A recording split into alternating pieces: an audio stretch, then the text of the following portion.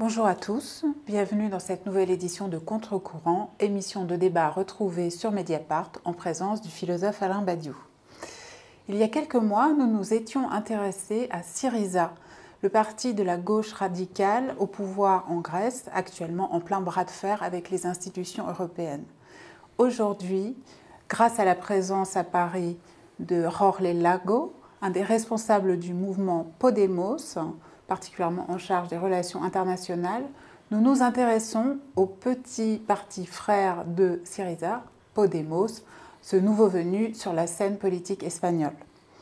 On disait le tout jeune parti Podemos déjà en retrait dans l'opinion espagnole.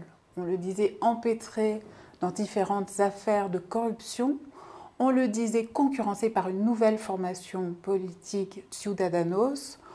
On le disait aussi, ainsi que la population espagnole dans son entier, intimidée par l'exemple grec, par la façon violente dont notamment la Banque centrale européenne a pris à la gorge Tsipras et les siens.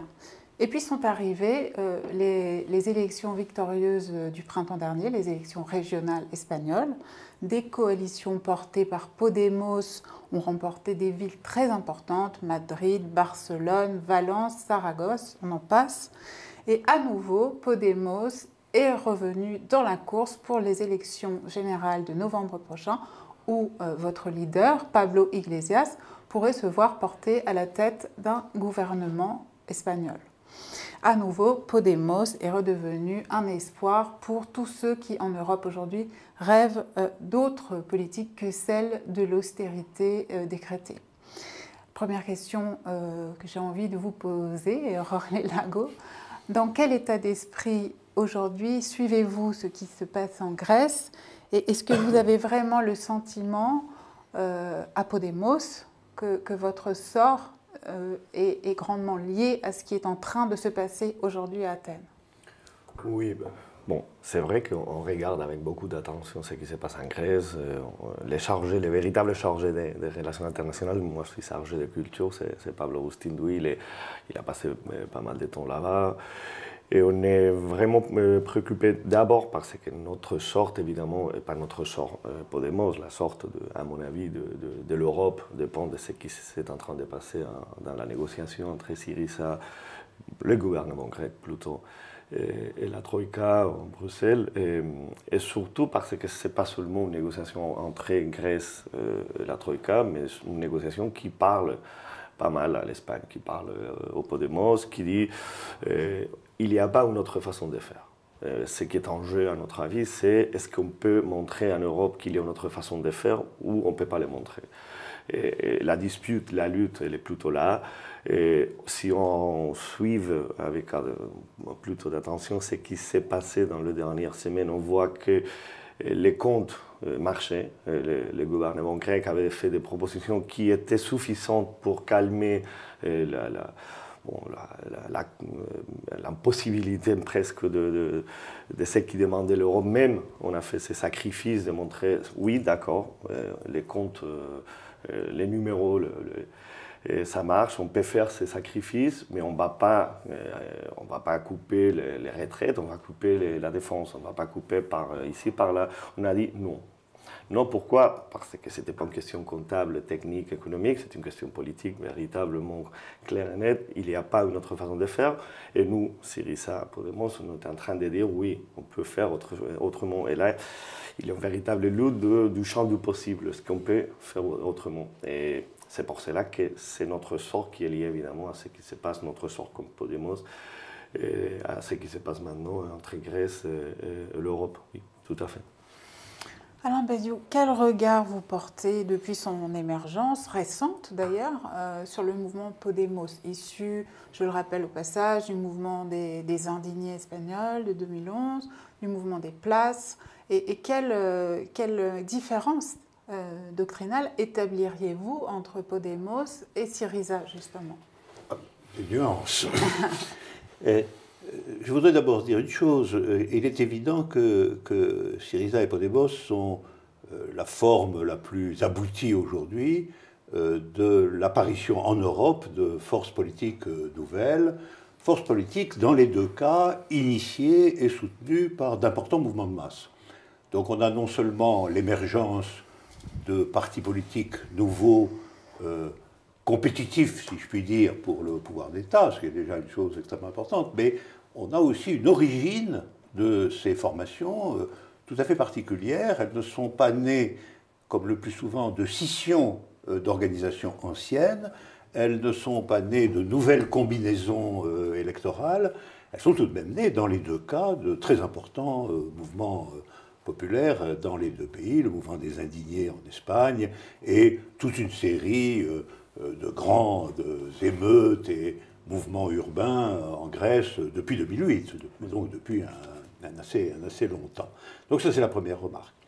Alors après, on peut s'interroger, quelle est ces forces qui émergent et dont, d'une certaine façon, la légitimité, à leurs propres yeux, vient du mouvement populaire, et non pas de combinaisons parlementaires. Ces nouvelles forces, alors, de quoi sont-elles effectivement capables? C'est la question du possible. D'ailleurs, c'est au fond la question que nous avons posée tout de suite, la question du possible. Alors, sur cette question du possible, il est évident qu'il y a eu quand même un certain nombre de débats antérieurs, et en particulier un débat qui a occupé toute une partie des franges de l'extrême gauche avant tout cela, qui était de savoir si la possibilité existait, en maintenant le cadre et la discipline européenne, ou si en réalité il fallait rompre ce cadre, rompre cette discipline, sortir de l'Europe, sortir de l'euro. Ça a été un débat très animé, notamment depuis le référendum sur le traité de Maastricht, qui avait quand même montré que l'opposition proprement électorale ne suffisait pas, puisqu'on passait outre, finalement, le vœu exprimé par les populations. Alors moi, la question que j'aurais envie de vous poser, c'est ça. Il m'a semblé, en vous lisant, que vous travaillez dans l'hypothèse d'un maintien dans l'Europe, de façon assez claire, assez explicite. Donc, vous pensez effectivement que ceci fournit un cadre dans lequel des possibilités politiques absolument nouvelles peuvent émerger. Alors, il faudra en parler pas mal, mais ce n'est pas tout à fait une question de qu'est-ce qu'on pense exactement, ou plutôt qu'est-ce qu'on désire, mais quelle lecture on fait d'une situation qu'on ne peut pas changer en disant il faut sortir de l'euro. Tout d'abord parce que jamais on va arriver à rien, parce que maintenant en Espagne, je pense que dans l'ensemble de l'Europe, sauf peut-être la Grèce maintenant justement, l'idée de sortir de l'euro est absolument minoritaire. S'il y a quelque chose qui a changé dans la manière de faire de la politique en Espagne, mais je pense qu'aussi en Grèce, de manière différente, c'est qu'on pense au terme de possibilités d'action, de lecture des situations, et pas d'un désir éloigné du réel qui nous enferme dans une minorité éternelle, incapable d'agir politiquement. Donc, c'est pas si moi je voudrais ou pas sortir de l'euro ici, maintenant, ou d'ici 2 jours, ou 3 jours, ou 3 semaines, mais je peux agir politiquement en disant je n'aime pas l'euro, il faut sortir. Absolument pas. Ça nous va laisser dans un petit coin du politique que moi j'ai connu pendant des années.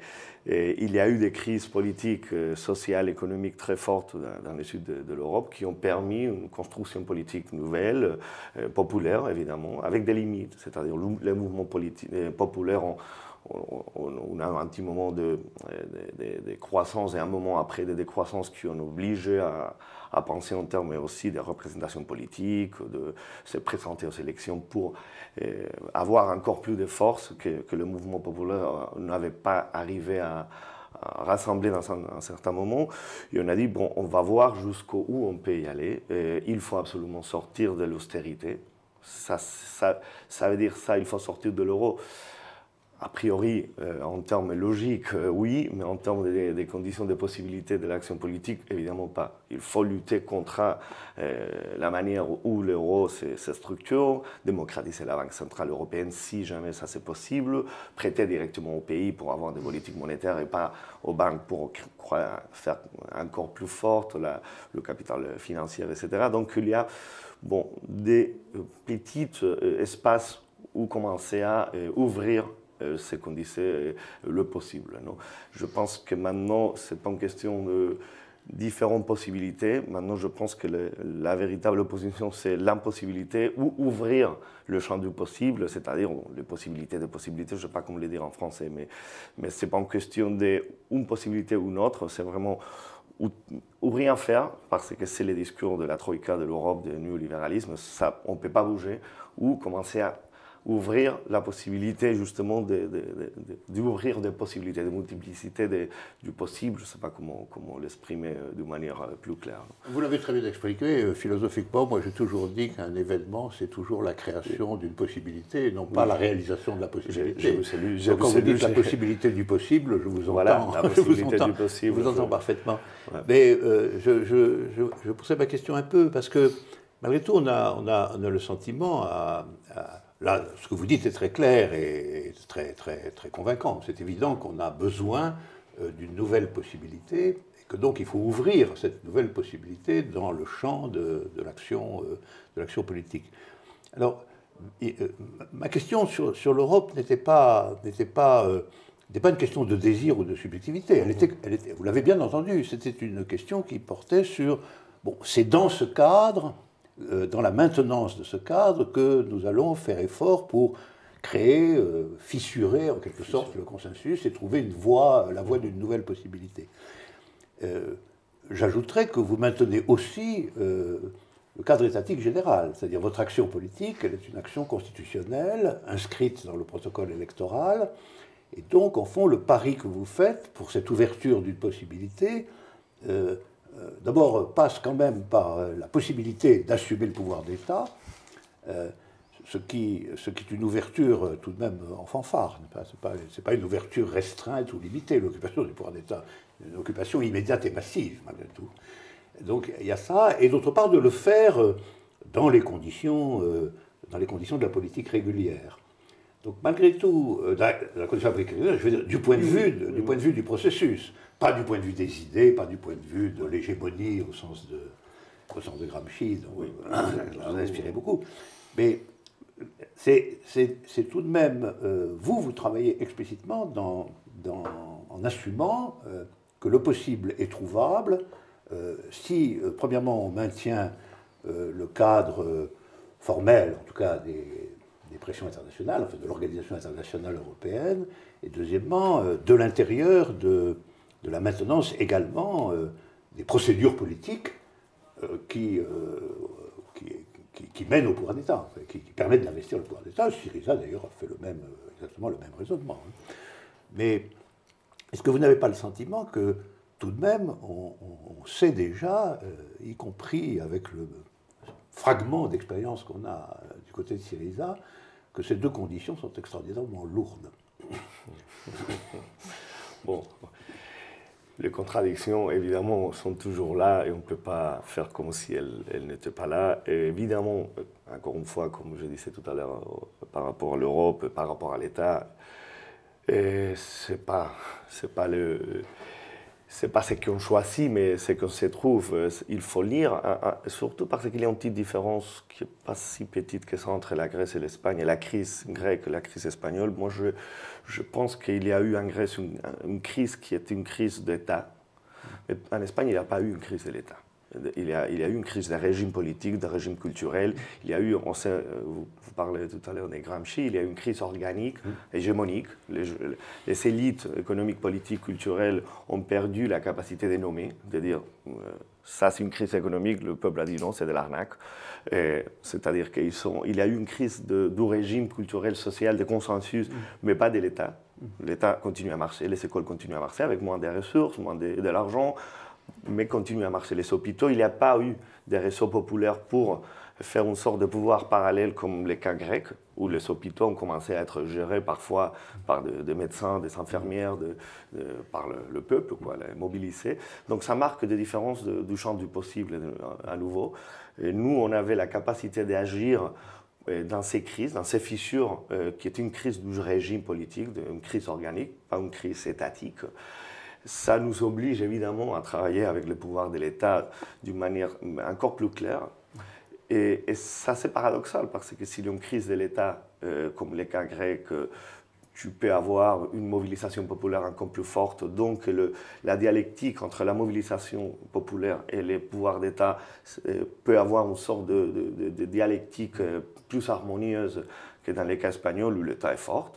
Et la mobilisation populaire n'a été pas capable, parce qu'il n'a été pas peut-être besoin de se auto-organiser d'une manière parallèle à celle du peuple grec. Donc, il faut passer par le pouvoir d'État. À partir de cela, est-ce que l'État va être, si jamais Podemos arrive au pouvoir, un État gestionnaire qui démobilise ou un État qui est capable de faire une mobilisation, de permettre, et même, pas seulement permettre, mais aider à une mobilisation et une construction populaire autonome. Et là, c'est une question intéressante. On va être le Parti socialiste espagnol ou le Parti socialiste français, Mitterrand, qui arrive au pouvoir et anéantit toute mobilisation populaire, ou on va faire autre chose. Évidemment, moi, je sais où je suis, oui, et je sais où est Podemos. Et donc, la question en termes plus abstraits, est-ce que c'est possible ça, dans un pays du Nord, dans un pays qui appartient à l'Union européenne, qui a des structures financières, économiques très très lourdes. On va voir. On va voir. Je ne peux pas vous dire oui, c'est bon, oui, ça ne veut rien dire, c'est gratuit. On va voir. Autrement dit, et ça c'est très normal, vous acceptez que tout ceci relève d'une expérience à certains égards sans précédent, tout à fait. Puisque les seuls précédents auxquels on penserait, ce serait l'occupation du pouvoir d'État par les partis sociaux-démocrates à diverses époques, et que, au fond, ce que vous tentez est une rupture, précisément, une rupture avec cette tradition d'occupation de l'État, qui finalement est plutôt une occupation des partis sociaux-démocrates par l'État que une occupation de l'État par les partis sociaux-démocrates. Vous voulez rompre avec ça, et donc vous êtes dans le champ d'une expérience. Vous acceptez au fond ça. Vous ouvrez, vous constituez une expérience. Tout à fait. Pardonnez-moi, mais justement pour revenir à la question européenne, est-ce que c'est pas ça malheureusement la leçon à tirer de ce qui est en train de se passer en Grèce, à savoir qu'à partir du moment où vous acceptez les traités tels qu'ils sont, sans chercher à les renégocier, vous n'êtes pas d'emblée dans un état de perte de souveraineté économique et vous n'êtes pas de toute façon cadenassé par les exigences européennes d'un pays comme la France, tel qu'un pays comme la France l'est aussi à sa façon. Oui, de manière différentielle. De quelle façon vous conceptualisez ce risque et vous le pensez? Ouais, évidemment, il y a un risque. On n'accepte pas les traités, on accepte qu'ils sont en place. Ça ne veut pas dire du tout qu'on les accepte tels comme ils sont. Moi, j'ai lutté à l'époque contre Maastricht, à la différence des autres options politiques en Europe. Mais évidemment, maintenant, les structures européennes, ça met évidemment des énormes difficultés en politique souveraine dans le cadre du pays du Sud surtout, c'est-à-dire du pays qui doivent de l'argent. Les cas grecs sont carrément plus durs que les nôtres parce que son poids dans l'Europe est moindre que les nôtres. Donc la Grèce peut sortir de l'euro par l'Espagne. Si l'Espagne sort de l'euro, il n'y a plus d'euro. Si la Grèce sort de l'euro, bon, ça peut continuer à marcher. Donc notre pouvoir de négociation est carrément différent que celui de la Grèce. C'est pour cela que la Grèce attend qu'est-ce qui se passe en novembre en Espagne. C'est pour cela aussi que la Troïka parle à l'Espagne parmi la médiation de Syriza et du peuple grec, comme si étaient des pions d'enjeux où il n'y avait pas de personnes, des retraites, des malades, etc. C'est vraiment dramatique voir comment ça se marche au niveau de politique internationale où on va vraiment frapper la Grèce pour parler à la possibilité qu'en Espagne, il y ait un changement politique. Si ils sont en train de faire ça, ça veut dire qu'il y a des possibilités de changement politique. Si on ne peut rien changer, je ne sacrifie pas un peuple pour parler à un autre. C'est-à-dire que le champ du possible, il est là. C'est-à-dire qu'il y a des possibilités. Sinon, tu laisses tomber la Grèce, tu dis oui, d'accord, votre machin, parce qu'à la fin, ça ne va rien changer. S'ils sont en train de jouer si fort, c'est parce qu'il y a des risques de changement. Et là, c'est pour cela que Syriza a vraiment tenu une lutte incroyable. Ils ont montré une capacité de résistance qu'il faudra analyser avec du temps, parce qu'ils ont été vraiment valeureux dans sa lutte dans la négociation. Mais ça veut dire aussi que si on arrive à un accord plutôt acceptable, entre beaucoup de guillemets, et qu'en novembre ça change en Espagne, que ça commence à changer un tout petit peu, et là j'ai moins d'espoir, mais dans la social-démocratie française ou la gauche française ou en Portugal, bon, ça peut avoir un tout tournement des rapports de force, mais on ne sait jamais. Justement, dans un entretien très récent donné à l'Obs, le leader de votre mouvement, Pablo Iglesias, se disait extrêmement déçu, surpris, par l'absence de soutien que la Grèce avait recueilli auprès de gouvernements sociodémocrates de gauche, comme le gouvernement français de François Hollande et celui italien de Matteo Renzi. Il déclarait notamment « Nous attendions des gestes plus courageux ». Et il lançait un appel solennel à ces sociodémocrates européens en leur disant de saisir la chance d'une certaine façon qui leur était offerte par l'Europe du Sud de rééquilibrer eux-mêmes leur propre politique sociale libérale en train, dans le cas français, de faire progresser l'extrême droite. Quel est votre sentiment sur cette affaire ? Est-ce qu'à titre personnel, vous croyez encore à cette aide que pourrait apporter, sinon la France, d'autres pays européens, à l'Espagne et à la Grèce ? C'est pas facile à dire. Il y a une partie de moi qui dit non, évidemment, ils ne vont pas le faire. Je ne crois pas aux bonnes paroles d'Hollande ou Renzi au début, qu'ils se sont dit bon, Tsipras, c'est bien, il a gagné, etc. Bon, il faut l'écouter, lui écouter, etc. Et finalement, ils vont laisser tomber de manière dramatique. Et donc, il y a une partie de mon espoir qui est... qui n'a aucun espoir d'ailleurs. Mais d'un autre côté, je pense qu'il y a des fortes contradictions dans la possibilité de la social-démocratie européenne à avoir un espace politique si elle continue à être presque la même chose que les libérales et que la droite. C'est-à-dire, même pour une question de survivance, il va falloir qu'il bouge, parce que sinon il va disparaître. C'est-à-dire, il va disparaître en se volant son espace politique, ou pour l'extrême droite, ou pour des autres forces comme Grillo, ou Mouvement 5 étoiles en Italie, ou une sorte de nouvelles néolibéralisme un peu démocratique que ça mène nulle part. Donc il faudra voir aussi quelle est la lecture que la social-démocratie elle fait de sa propre condition de possibilité d'exister, de continuer à y être dans l'espace politique, en se différenciant bien des gens qu'on vient d'en bas, pour ne pas dire la gauche, que je pense qu'elle n'exprime pas très bien que là où on est, nous, Podemos ou Syriza, bien pour les gestionnaires du capital, la droite, le libéral, que maintenant on ne voit pas tellement des différences. Donc il faudra voir qu'est-ce qui se passe à l'intérieur de partis, pas seulement qu'est-ce qu'il fait François Hollande ou Renzi, mais qu'est-ce qu'ils commencent à faire certains députés, certains intellos qui disent bon, où on est, quelle est notre possibilité d'agir, et là ça m'intéresse un peu plus. J'ai un peu le sentiment, pour ce qui me concerne, que la fin de l'hypothèse social-démocrate, si je puis dire, en Europe, d'abord, premièrement, est en réalité la conséquence d'événements beaucoup plus considérables, qui est l'échec des États socialistes, dont ils vivaient en partie. Ils en vivaient en partie, bien que les contestants, bien que étant à leur droite. Et donc, il y a eu quand même une défaite planétaire de quelque chose. Quel que soit le jugement qu'on porte sur ce quelque chose, le fait est que son existence crée une situation mondiale extraordinairement différente de celle qu'il y a dans son absence. Et dans son absence, il me semble qu'en un certain sens, la vieille filiation social-démocrate n'a plus beaucoup de signification, parce qu'elle consistait à dire les idées marxistes, socialistes, d'émancipation sont très justes, mais enfin, on peut les appliquer pacifiquement, on peut jouer le jeu parlementaire normal, pas besoin de dictature totalitaire, etc.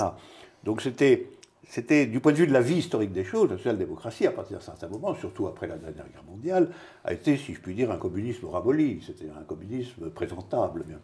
Or, ceci n'a plus de raison d'être. On pourrait parfaitement imaginer qu'au fond, le paradigme pour les pays d'Europe, c'est de s'aligner sur la situation historique des États-Unis. C'est-à-dire, il y a deux partis qui jouent le jeu électoral en s'affrontant véritablement, mais il est évidemment essentiel qu'il y ait un consensus fondamental entre les deux, et que, somme toute, des gens comme Valls ou comme Macron pourraient considérer que, symétriquement au parti républicain créé par Sarkozy, il n'y a plus qu'à transformer le Parti socialiste en un parti démocrate. Ce sera tout à fait... Et c'est un peu, à mon avis, la voie dominante. C'est la grande coalition allemande. Absolument, absolument. Et même ce que sont devenus les travaillistes sous Blair, malgré tout. Oui. Donc, je pense qu'il y a deux voies pour la social-démocratie, ou ce qui en reste en Europe, et que, malheureusement, nous sommes en partie tributaires de ce qui se passe de ce côté-là. Vous venez de le dire, d'ailleurs. Peut-être une partie de vous pense que c'est mort, une autre partie considère qu'il y a peut-être quelques débris à sauver. Mais il y a deux voies. Il y a la voie de devenir explicitement des partisans des réformes, quoi. Ce qu'ils appellent les réformes, c'est-à-dire un parti démocrate avec une nuance par rapport à la droite. Et puis il y a l'hypothèse d'une relève complète, qu'à mon avis, à certains égards, les expériences politiques en Grèce et en Espagne symbolisent prendre acte de la réelle situation historique, dans laquelle l'hypothèse communiste est effondrée, etc., et pouvoir jouer le jeu politique ordinaire, parlementaire, normal, pacifique, démocratique, sur des thèmes différenciés et qui attaquent frontalement quand même l'oligarchie dominante, l'oligarchie validée, la caste. Parlez votre langue. Et alors, je me disais simplement, au fond, vous vous engagez dans cette expérience avec un certain nombre de thèmes que je voudrais un peu synthétiser, mais vous me direz si je me trompe ou si je ne me trompe pas. Oui. Il me semble que, premièrement, vous dites il existe dans nos pays, à raison de la crise, ce qu'on pourrait appeler une possible majorité sociale. C'est-à-dire, vous ne l'appelez plus la gauche, je suis bien d'accord avec vous. Il existe une majorité sociale, premier point. Deuxième point, cette majorité sociale n'est pas seulement un terme d'analyse, etc. Elle s'est manifestée par des mouvements populaires importants et massifs dans les dernières années. Et elle est donc, d'ores et déjà, même si c'est un certain niveau d'inconscience, si je puis dire, elle est déjà un acteur historique, dont vous avez précisé qu'il était encore inorganisé, non conscient de lui-même, etc. Mais enfin, comme acteur historique, je distinguerai acteur historique et acteur politique. Oui, je sais. Comme acteur historique, ça existe, ce serait votre deuxième point. Troisième point, au fond, on peut, armé d'une certaine légitimité au regard de cette majorité sociale, on peut commencer la politique en direction du pouvoir d'État. Vous l'avez rappelé d'ailleurs tout à l'heure très clairement. Ce n'est pas simplement s'engager dans les chicanes du pouvoir d'État, c'est le faire adossé malgré tout à l'existence de cette majorité sociale et contre l'oligarchie dominante. Et le dernier point, c'est que, très important, j'ai remarqué dans ce que vous écrivez, c'est que pour cela, il faut retrouver une capacité d'adresse large à cette majorité sociale virtuelle ou actuelle. Et donc, il faut transformer la langue politique. Je suis très sensible à cette idée qui me paraît importante, en effet, même si on peut avoir parfois l'impression que vous avez un péril de nominalisme politique, pour voir des philosophies, c'est-à-dire que le nom crée la chose. Mais même s'il y a cette tentation, je pense qu'il y a là l'ensemble que je viens de récapituler me paraît donner quelque chose de très cohérent. Mais je voudrais partir sur le dernier point, du point de vue de la langue. Je vois bien ce que vous souhaitez, ce que vous tentez, et dont vous donnez quelques exemples. Par exemple, nous n'allons pas parler de la droite, nous allons parler de la gauche, nous allons parler de ceux d'en bas et de ceux d'en haut. Nous n'allons pas parler des classes, mais nous allons parler de l'opposition entre la majorité sociale et la caste, etc. Donc il y a des substitutions dans le langage. Et cependant, il est évident que vous maintenez quand même, ce qu'il faut bien le dire, et surtout dans nos conditions européennes, le mot fétiche politique majeur, c'est le mot démocratie. Alors je voudrais vous interroger sur ce point, c'est-à-dire comment vous appropriez-vous, vous, des gens de Podemos, le mot démocratie, de façon à ce qu'il ne vous inscrive pas trop complètement dans ce qui est le consensus le plus élémentaire du discours politique dominant. Pas mal. Je suis là pour vous poser quelques questions. Oui, non, j'aimerais bien avoir 10 minutes pour penser la réponse, mais je n'ai pas 10 minutes. Donc, deux, trois choses importantes. Je suis d'accord avec les récits que vous venez de faire, sauf peut-être, je n'utiliserai pas le mot majorité sociale pour exprimer ce qui s'est passé dans le mouvement des indignés. Et je l'utiliserai en même temps. Je m'exprime. Au mouvement des indignés, il y a eu quelque chose d'intéressant. Les rues, les places étaient occupées. Et les discours, les manières de parler, les identités politiques n'étaient plus les anciennes identités politiques qu'on connaissait. On ne parlait pas de communisme, on ne parlait pas d'anarchisme, on ne parlait pas de social-démocratie, même pas d'écologie. Même si tout était là-bas, il y a eu un essai qui a marché de se garder dans sa poche l'idéologie que chacun en avait pour parler les uns les autres et les autres, et ça a marché. Mais ce n'était pas, à mon avis, une majorité sociale. Oui. Mais ce qui est vrai, c'est que tandis que je ne crois pas trop aux enquêtes, mais parfois sont utiles pour voir qu'est-ce qui dit les gens quand on le pose des questions. Il y a une enquête qui disait qu'environ les 75% de la population espagnole étaient d'accord avec ce qu'on exprimait, ce qu'on demandait, ce qu'on faisait dans les places. C'est-à-dire que là, il y avait une majorité sociale, mais une majorité sociale complètement déconnectée l'une de l'autre. Pour une question au moins, c'est qu'en même temps qu'on disait on est d'accord, on votait la droite, qui a gagné avec une majorité sociale incroyable. C'était comme une sorte de théâtre. Les places, c'était une sorte de réalité nouvelle. Les élections représentaient la continuation de l'histoire d'une manière aveugle, comme si rien s'est passé aux places. Mais les gens disaient, bon, je vote, j'ai fait la représentation, c'est ma journée de jouer le démocrate classique, aujourd'hui je vote, mais j'ai dit, je suis d'accord. Ces manières de pouvoir comprendre ce qu'a fait Podemos, à mon avis, comprendre que la population peut avoir de manières différentes de nommer et d'agir en même temps, voter à droite et être d'accord avec les indignés. Voter à droite ou Parti socialiste, ça montre qu'on n'est pas nominaliste, mais nommé d'une manière ou d'une autre, ça touche la même personne, mais d'une manière assez différente. Différenciée. Donc, parler des gauches et des droites, c'était continuer dans la représentation du théâtre de la démocratie parlementaire, bourgeoise, je ne sais pas comment on l'a nommé, parler des peuples, castes, oligarchie, majorité sociale, c'était parler à la même personne qui avait voté Parti socialiste de droite, mais par rapport à d'un autre point de vue. Ce point de vue construit politiquement d'une manière brutale. Je n'étais pas si convaincu avant d'être à Podemos de la capacité si forte du langage utilisé d'une manière réfléchie pour un parti politique ou un mouvement politique de construire réalité. C'est-à-dire, il n'y avait pas une majorité sociale jusqu'au moment où Podemos a commencé à dire il faut connecter ces deux réalités-là qu'on n'a pas créées, qu'on n'a pas mises en place, mais qui sont déconnectées, complètement déconnectées. Et on ne peut pas connecter ça de n'importe quelle manière. Je reviens à la question sur la démocratie.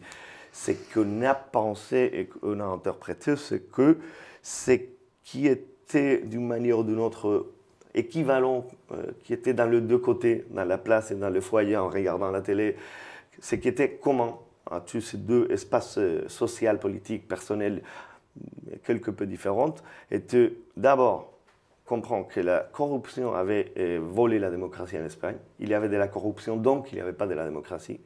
Et que s'il y avait de la démocratie, peut-être il n'y aurait pas de la corruption. Et là, ce n'était pas n'importe quoi, c'était quelque chose d'important. Après, il y avait quelque chose, et ça a été notre discours, s'il n'y a pas de la démocratie économique, il n'y a pas de la démocratie. S'il n'y a pas des conditions matérielles de l'exercice de la démocratie, il n'y a pas de la démocratie. Et là, c'était un consensus social. C'était pas, si on dit on est anticapitalisme, on peut peut-être dire la même chose, mais ça ne touche pas le 80% de la population. Ça n'arrive pas, c'est pas écouté. Et il y avait un autre consensus, c'est les décisions véritablement importantes en Espagne ne sont pas prises en Espagne, sont prises en Europe, sont prises par la Troïka, donc on n'est pas un État souverain, donc il n'y a pas de la démocratie. Donc pour en revenir à la dernière question, la démocratie était le mot-clé. Surtout, et notamment parce que ce qu'on avait fait dans les places, c'était agir la démocratie et pas la demander. D'une manière peut-être assez édipique, je ne veux pas parler à mon père de la démocratie, je l'ai agi, mais qu'il me regarde en jouant à la démocratie, je ne veux pas dire le contraire, mais toutes les pistes du crime menaient au mot-clé démocratie. Peut-être on peut rester un petit moment sur cette affaire de vocabulaire et de rejet du mot gauche, qui vous est commun, semble-t-il, ce malaise par rapport au mot gauche, mais pour des raisons, je pense, totalement différentes. Vous, Alain, parce que vous lui préférez de longue date le mot communisme, et vous, sans doute, parce que, si j'en crois les textes, votre manifeste récemment publié, et les textes en français qui s'appellent « Sûr que nous pouvons, Podemos », dans lequel on trouve des textes théoriques de Pablo Iglesias sur cette question-là.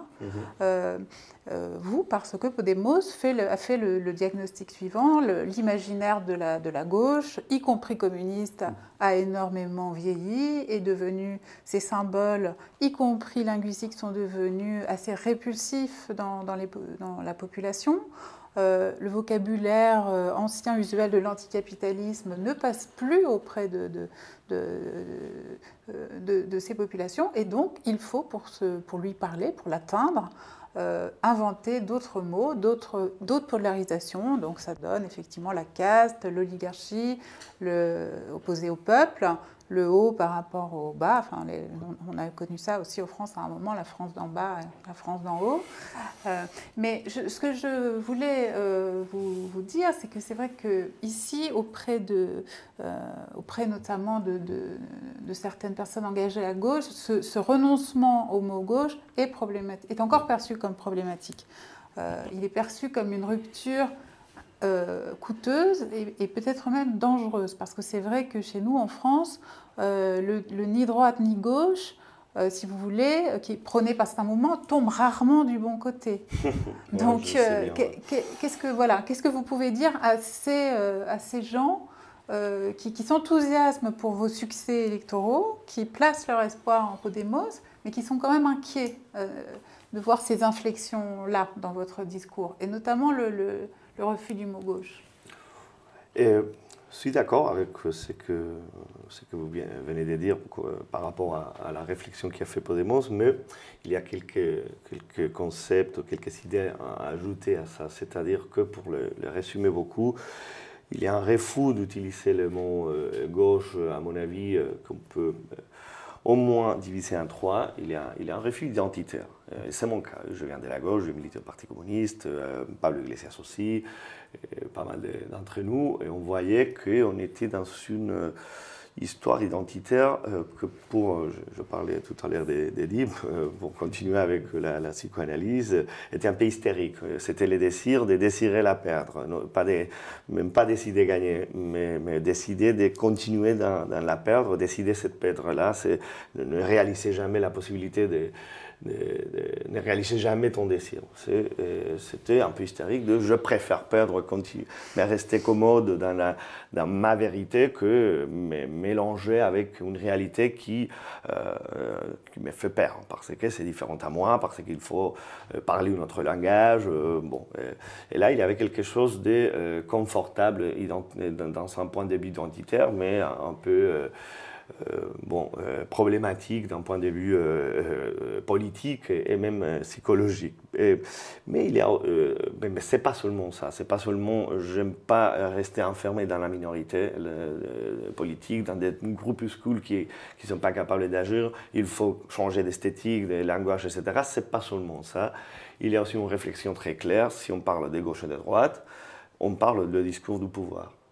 C'est le pouvoir a vraiment envie de nous situer, nous, dans cette logique presque mathématique où tu es les 3,5 par rapport à 1, 10 extrême gauche et droite. Donc, si c'est là l'espace que tu en occupes, tu vas avoir 8% de voix. Donc, voilà, ça c'est toi.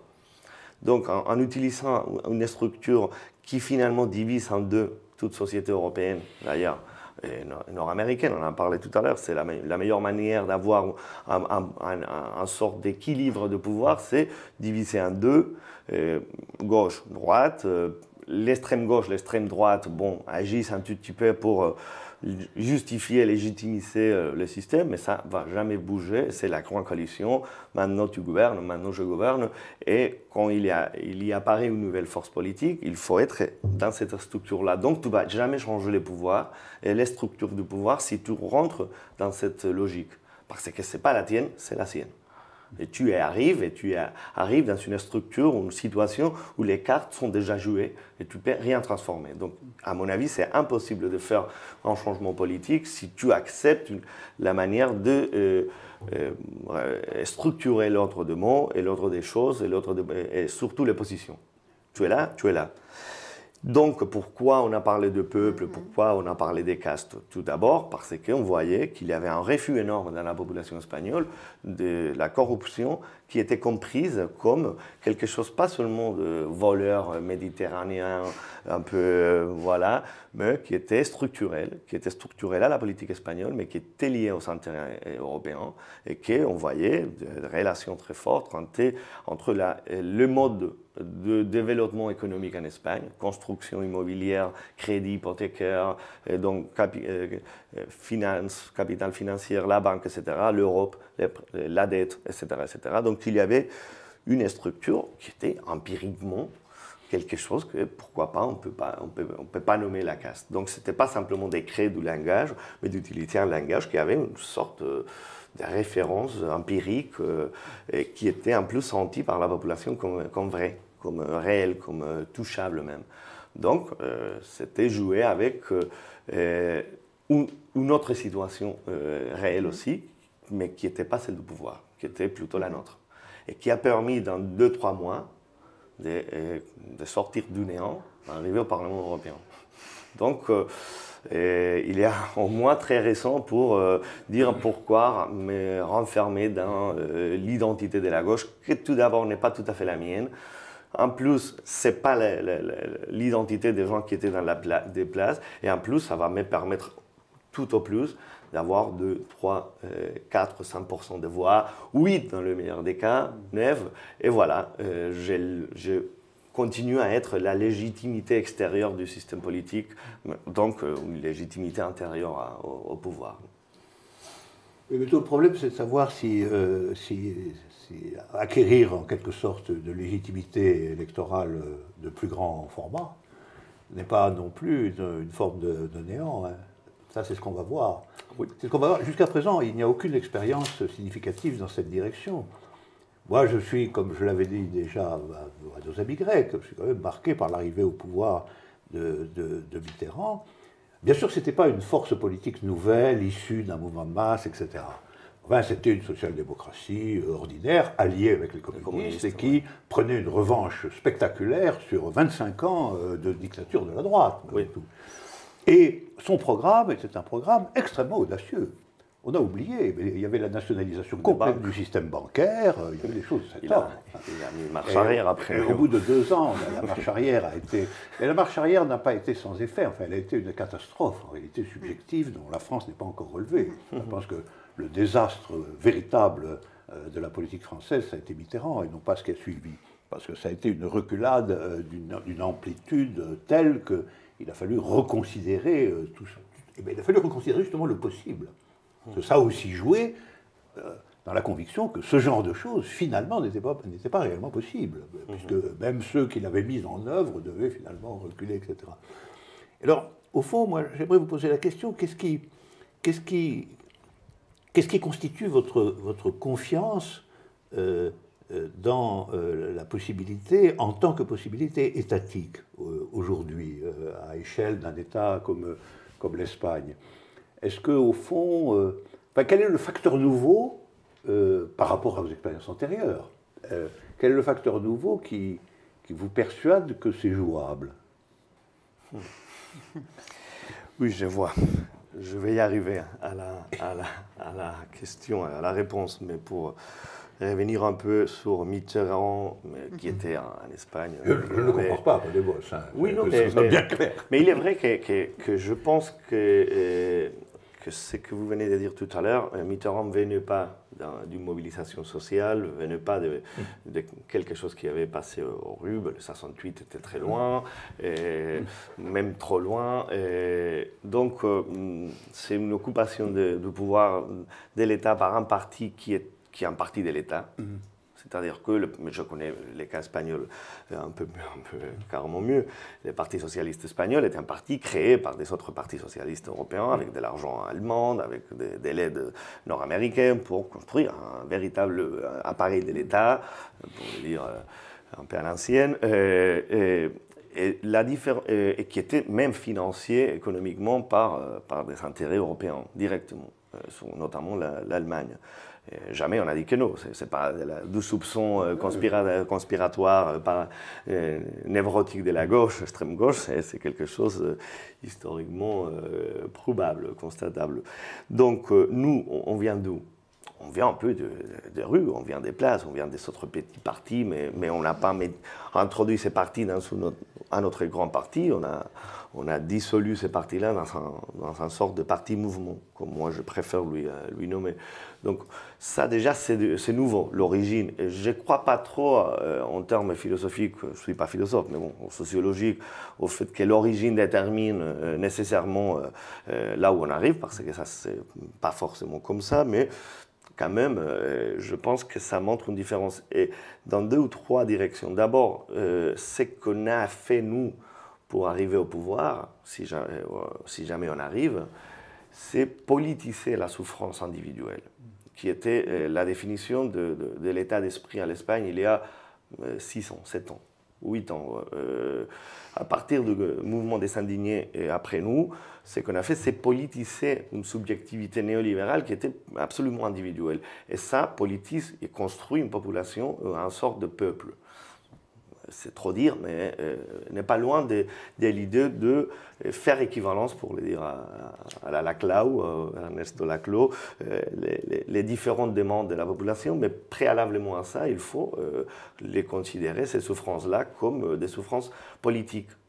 C'est-à-dire que sont pas, la cause n'est pas j'ai fait un mauvais pari en achetant cette maison-là, donc c'est logique mon expulsion. Non, non, il y a un système économique, financier, moral et historique qui est derrière. Cette politisation des souffrances individuelles, c'est donc une resubjectivisation de la population, cette construction de quelque chose qu'on pourrait dire peuple.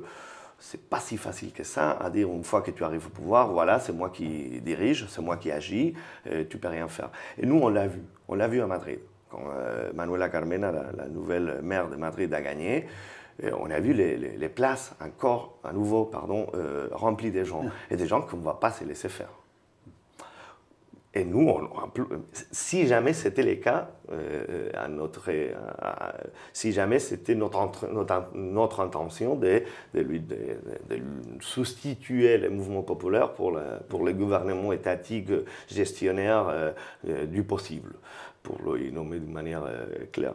Donc, pourquoi il y a de l'espace, pourquoi il y a de la nouveauté? Parce qu'il y a un rapport entre État et mouvement, pour parler en termes que j'imagine, ça vous dit quelque chose, qui ne sont pas seuls d'une fermeture du possible, mais plutôt une ouverture. En écoutant surtout ce qu'il dit, ces mouvements-là, en écoutant ses besoins, en lui permettant de se mobiliser, en lui donnant des espaces. Moi, je gère la culture à Podemos avec deux autres amis, et nous, on a toujours dit, le ministère de la Culture, qui, j'imagine, c'est un ministère qui permet que des choses qui sont déjà en place, ces structures d'une manière ou d'une autre existent, sont distribuées, communiquées, écoutées, mais pas pour dire par là, par là et par là. Je ne vais pas être ce ministère de la Culture si jamais je suis dans ces ministères-là comme travailleur, jamais comme ministre. Là, ça c'est sûr. Mais c'est une autre manière de penser. Là, le rapport, c'est faisable, c'est possible. Là, honnêtement, j'en doute. Évidemment, je ne les sais pas, je ne peux pas les savoir en plus. Dire je sais qu'on va être capable de faire une autre manière, de construire la politique d'une autre manière, c'est mentir à lui-même ou mentir à l'autre, on ne le sait pas.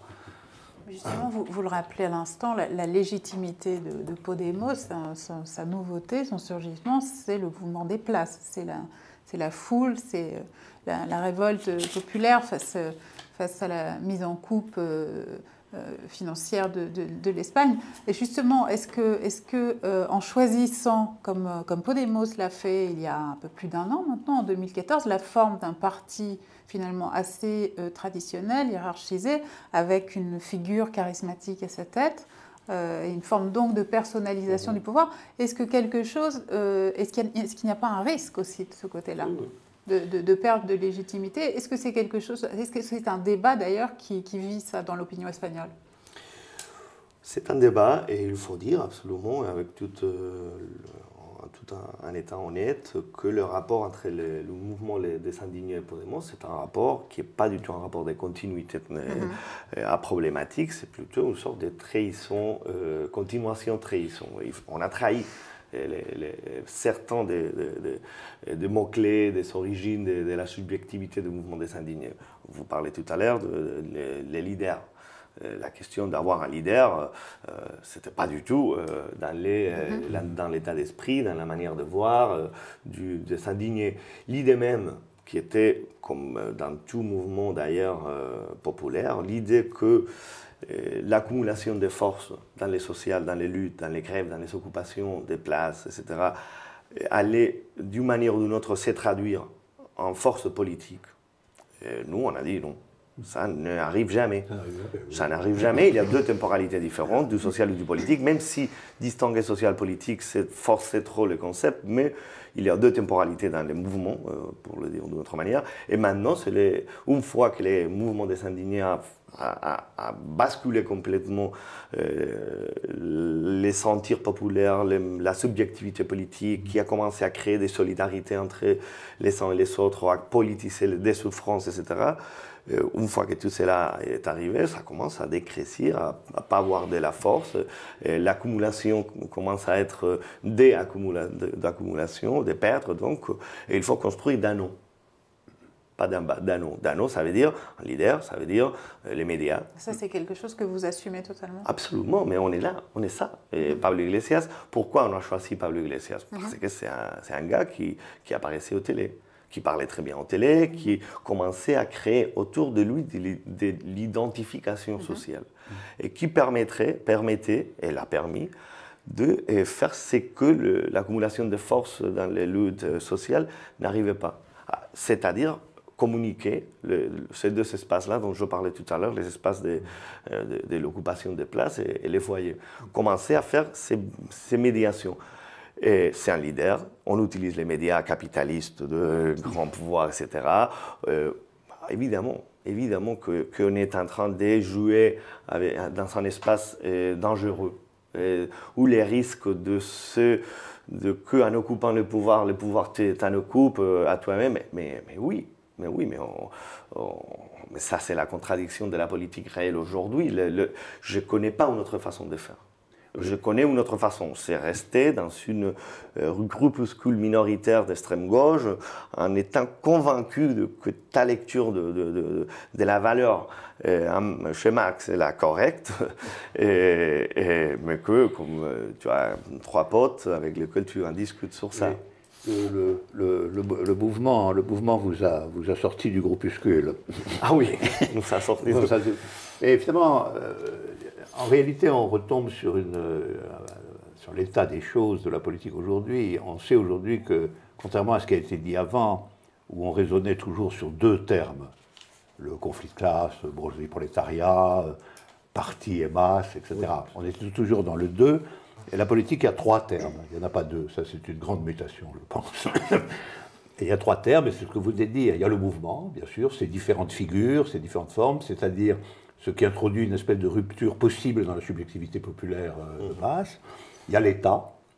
Et puis, il y a quelque chose qui, malgré tout, est en position de médiation entre les deux. Parce que, comme vous le dites, le mouvement ne se prolonge pas de lui-même en politique neuve. Et quant à l'État, lui, il est beaucoup trop séparé pour pouvoir être immédiatement occupable ou occupé par le mouvement. Donc il y a le mouvement, il y a l'État. Il y a quelque chose qu'il faut bien appeler une organisation, appelons-le comme on veut. Mais vous l'appelez parti-mouvement ou organisation-mouvement. Enfin bon, un parti, oui. Parti-mouvement, voilà. Donc il y a le mouvement, il y a le parti-mouvement et il y a l'État. Et moi, mon point de vue là-dessus, c'est que se cherche véritablement, en particulier en Europe, une nouveauté là-dessus, sur cette articulation des trois termes, pour sortir du 2 et faire jouer réellement le 3 comme nouvelle possibilité, et que tout repose à ce moment-là, en réalité, sur ce que devient, au long cours, le rapport entre le parti-mouvement et l'État. C'est l'étape dans laquelle vous entrez, et je peux vraiment vous souhaiter bonne chance. On en a besoin. Une dernière petite question, peut-être. Vous souhaitiez peut-être réagir à ce que vient de dire Alain Badiou? Oui, tout à fait. Je suis d'accord. Je ne le dirai pas avec ces concepts, peut-être, ou d'autres, les miennes, c'est différent. Je pense évidemment qu'il y a un mouvement toujours, que le parti ne peut pas être jamais identifié avec le mouvement, confondu avec le mouvement. C'est impossible. C'est un parti, nous, on a créé un parti assez éloigné de mouvement dans une certaine manière. C'est un parti avec un leader, c'est un parti avec une structure de direction dont je suis membre. C'est un parti qui a pas une énorme hiérarchie, mais il y a quand même une sorte de hiérarchie qu'il n'y avait pas dans les places, même si il y a toujours des hiérarchies dans les places. Oui. Il y a toujours des porte-paroles qui parlent mieux, qui parlent moins bien, qui sont très malins, qui disent « je ne parle pas maintenant, je parle après, je m'égare le... » Il y a même quelques petites réunions un peu secrètes. Des réunions antérieures aux réunions, et postérieures, et antérieures. Oui, donc formaliser ces hiérarchies-là, c'est une manière de reconnaître une informalité qu'il y a toujours là. Les risques de que le parti devienne l'État gestionnaire, je pense que n'est pas possible pour deux raisons. Une, parce qu'on ne le veut pas, et là, c'est déjà pas mal. Mais une autre, parce qu'on ne peut pas. Je m'exprime. On ne va pas pouvoir. Je m'exprime. Si on veut mettre en place une loi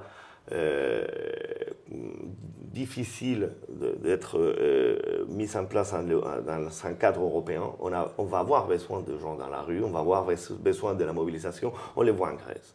Le gouvernement de Syriza, sans la mobilisation constante de sa population, aurait duré un jour dans les négociations avec la Troïka. Donc, même si tu arrives au pouvoir dans un contexte européen, tu vas avoir besoin d'appui populaire, de mobilisation, de construction populaire pour pouvoir tenir. Parce que la difficulté d'être dans les pouvoirs... Tu peux avoir le pouvoir d'État, mais pas le pouvoir. C'est-à-dire que c'est deux choses vraiment différentes. L'État espagnol n'est pas le pouvoir est ailleurs. Donc, pour pouvoir faire quelque chose, agir à l'intérieur de l'État, on va avoir besoin d'une mobilisation populaire qui déborde un tout petit peu le parti, tout en avoir un bon rapport avec les partis. Si tu débordes et te détruis, comme ça pourrait même être le cas par rapport à la négociation en Grèce, à l'intérieur des Syriza, dont je ne préfère pas en parler trop, on va voir, mais ça peut te déborder à l'intérieur aussi, la mobilisation de gens qui disent « bon, cet accord-là, je ne le vote pas ». point barre, on sort de l'euro. Donc, ce débordement est toujours compliqué à gérer, mais on ne peut pas se fondre avec l'État dans un contexte européen, au contraire. Au contraire. Dernière question, disais-je. Je ne sais pas si vous suivez particulièrement la situation politique de notre pays. Un tout petit peu, pas trop, mais un tout petit peu, oui. Mais comment expliquez-vous qu'aucun Podemos français n'ait émergé? Bon, je ne peux pas dire, je n'ai pas une réponse rapide. Et il est clair, pour parler des différentes questions, qu'on a déjà, on a parlé un tout petit peu tout à l'heure, il est vrai que le fort rapport avec l'identité historique, subjective des gauches en France, à mon avis, est une véritable limite pour la construction d'une nouvelle force politique, ou mouvement politique. J'ai des amis français, il y a quelques mois ici en France, il y a quelques années, mes amis français étaient des gauches, mais l'identité classique, pour en parler très clairement, à l'époque l'LCR, maintenant MPA ou Front de Gauche, etc., c'était véritablement... c'était quelque chose qui ne lui mobilisait pas, qui ne lui intéressait pas, même si les contenus de son discours étaient clairement proches. Et il votait ça, mais il le votait avec une désaffection, un éloignement symptomatique, d'abord. Ensuite, bon, il existe le Front National. Le Front National a occupé un espace que nous, en Espagne, on a occupé d'une manière très très différente, mais que, bon, je vais être honnête, si Podemos n'existe pas, n'est pas créé il y a quelques mois, qu'est-ce qui se passe avec toutes ces populations-là qui se retrouvent pendant les politiques, qui considèrent que les élites sont corruptes, qu'est-ce qui se passe? Enfin, c'est clair. C'est pas exactement, mais ça peut se passer le Front National en Espagne. Les différentes, la différence, on l'a plutôt envers les Basques et les Catalans et pas avec l'étranger. Donc ça empêche un peu la dialectique avec l'autre que peut jouer l'extrême droite en Europe. Mais pourquoi ça n'existe pas ici? Je ne suis pas français, j'ai du mal à faire une analyse, et surtout pour une question de prudence. J'imagine qu'il y a pas mal de gens, je sais bien qu'il y a des gens ici en essayant de faire de la politique. Je ne veux pas arriver de l'Espagne et dire non, c'est comme ça, mes amis. Je vais vous dire comment faire. Je ne sais pas, je parlais même une fois avec des amis du Front de gauche, même Mélenchon, en discutant avec lui, il comprenait très très bien Podemos, très très bien. Il comprenait, dans un point de vue théorique, très bien. C'est lui qui peut faire un Podemos ici, avec son héritage, son histoire, son identité. J'imagine que non. Sixième République, ça n'a pas trop marché. Donc, et il y avait quelque chose qui n'était pas très loin dans l'idée de sixième. Ça n'est pas terminé, hein, c'est toujours en cours. Oui, mais ça n'a pas trop marché au sens où... électoralement, on ne peut pas dire. On ne peut pas dire, je veux dire dans la mobilisation, mais peut-être pourquoi pas. Mais la vraie question n'est pas pourquoi il n'y a pas eu de Podemos en France. La vraie question, c'est pourquoi il n'y a pas eu de mouvement des indignés. Podemos ne serait pas là s'il n'y avait pas eu le mouvement des indignés non plus en Espagne. Pourquoi il n'y a pas eu de mouvement mais ce n'est pas du tout la même question. Pourquoi il n'y a pas eu de mouvement d'indignés? C'est pas la même question. Mais la crise n'est pas du tout la même en Espagne. C'est ce que j'allais vous dire. La crise est de l'argent. La déstabilisation populaire par la crise n'a pas la même ampleur en France. Je pense que c'est la cause matérielle de la différence. Je voulais en finir avec ça. La dialectique, qui prête de l'argent, qui reçoit de l'argent, elle n'est pas négligeable comme cadre d'analyse, même si on ne peut pas réduire tout à ça, mais elle n'est pas négligeable. Oui, ce matérialisme élémentaire existe parfois. En somme, notre crise n'est pas assez profonde. Il faudra encore descendre plus bas. C'est peut-être notre crise, mais c'est plus idéalectique. Je ne vais pas en parler de ça. Merci beaucoup, Jorge Lago, d'être venu de Madrid pour nous rencontrer. À bientôt, Alain Badiou, pour une nouvelle édition de Contre-Courant.